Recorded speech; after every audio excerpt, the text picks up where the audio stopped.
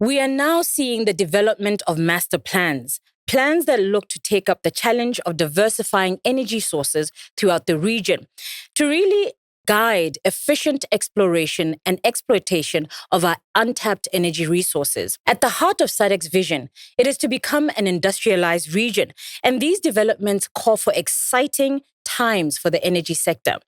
And dare we say, the possibilities are endless.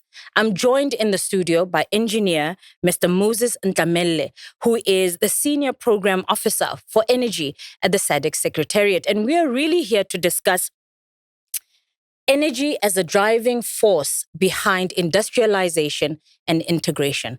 Good day, Ntlamelle. Thank you very much for joining us today.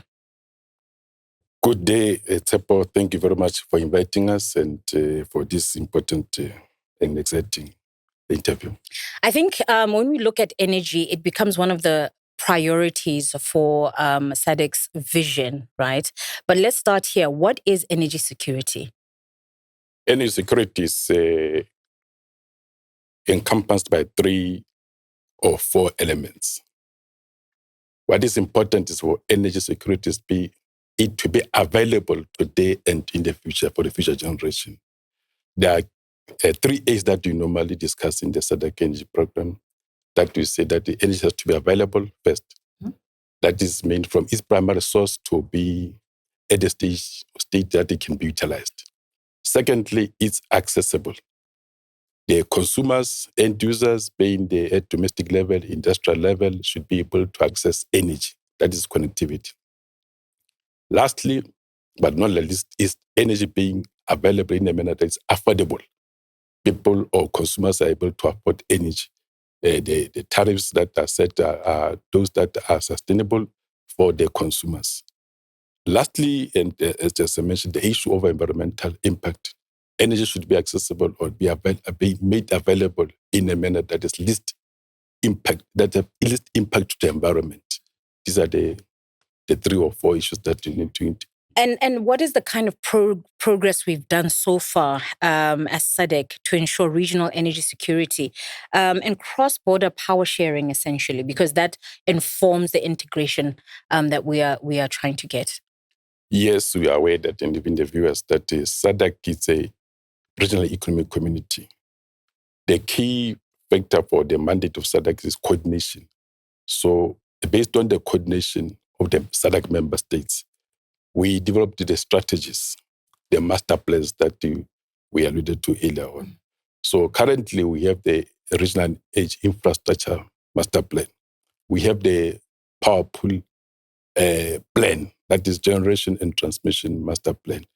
This is a document that was built in consultation with member states for them to cooperate in terms of development of power generation and power transmission. We are also advocating for member states to build interconnected transmissions so that they'll be able to trade power among themselves from one country to another. We're always talking about cleaner energy, renewable energy. What challenges exist as we move towards, visualizing and actually getting to cleaner, renewable sources across the member states? Yes, we are aware that the SADC is predominantly coal-based. The energy sector is based on the coal in terms of the share of the power supply. Right. So countries such as South Africa, Botswana, Zimbabwe, they rely on coal as a source of power generation. Anyway, the other sectors such as transport, they rely heavily on the fossil fuel. But what we have been advocating for over the years is the issue of availability. And even our ministers as policymakers, they have been, their direction was that let's have energy available. Then gradually, we move into cleaner fuels in terms of renewable energy. I can give statistics now. 2014, we're sitting at there when you took the entire energy from share in terms of generation. We had 74% supply from coal. But currently, we are sitting at around 59-60%. And this is because the renewable energy is also coming into place, into the space of the energy generation. Yes. And now, how do we now homogenize the region with regards to energy cooperation, specifically when we talk about supporting industrial growth and, more importantly, job creation? Energy is one of the enablers for industrialization. This is what it is well documented in the industrialization strategy of SADC and roadmap. So, of course, job creation is in the center of how, when you develop energy from its primary source, from its exploration, if it's or mining of coal or building of the power stations, the transmission, and from the construction phase to operation phase. These are all the values where value chains of transmission of transformation of energy, where there's a lot of job creation. But also coming into the renewable energies, we can see that there's a lot of solar, mega scale solar power plants in the region, where the countries are embarking on the solar PV power plants. These are also other areas where the jobs are being created. Most of the engineers who are just being created are able to join the industry in those areas. Now, anytime you speak about innovation within a particular sector, and I mentioned it earlier, the possibilities are endless. It's exciting times for us when you think about the future of energy within the sector. What excites you, Mr. Ntlamelle, in terms of about the region's energy future? All the factors that have to do with us trying to be not only resourceful, but also trying to find new ways of powering this region. What excites you personally?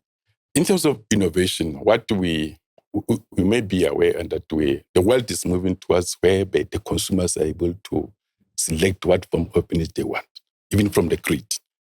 In the region, we haven't reached that stage, but there will be a stage whereby the consumers, SADC building here, we say that our energy from the power utility, we want it coming from renewable energy sources, not from fossil energy based. For the industry to be able to ensure that there is that the separation of the fossil energy based and the renewable energy based, these are the more exciting, especially for young people, because now everything is being digitalized. And being able even in the operations of the industry.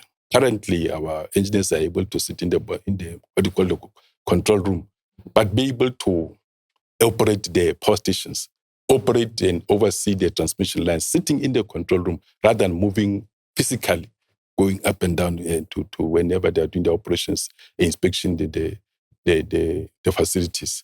So digitalization, and as we are all aware, that is one of the areas that is exciting the energy sector. So you would say, just as a closing, you would say the future with regards to energy and the energy sector and energy integration within the region, the future is already here, or is the future near? We're close to we're almost there as the region. We are almost there. And for your information now, there are other emerging issues like electrification of the transport sector, the e-mobility, electric mobility. And this is, when you go to East Africa, countries such as Ethiopia, they already are ahead in terms of electric mobility. And these are the areas that and we need to now have the charging stations within our cities, should have where the vehicles those electric vehicles should be charged. And these are the areas that now we may see even the what you traditionally call the filling stations may be phased out, now be replaced by the charging stations for electric mobility. These are areas that it's happening in Africa, not necessarily in other parts of the world. And this is very, very exciting. Thank you so much, Mr. Ntlamelle, for really just making us understand how the energy sector is really and truly at the heart of industrialization and, importantly, integration within the region. From powering factories to powering homes, even powering cars, Mr. Ntlamelle has really made us appreciate the importance of the energy sector with regards to industrialization and, most importantly, integrating the region itself. Thank you for joining me. Make sure you join us in the next episode as we continue to talk about regional integration, but this time looking a little closer at the agricultural sector.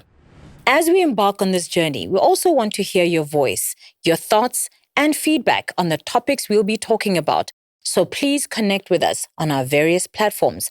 There is always more to unpack, discover, and celebrate within this rich region of SADC.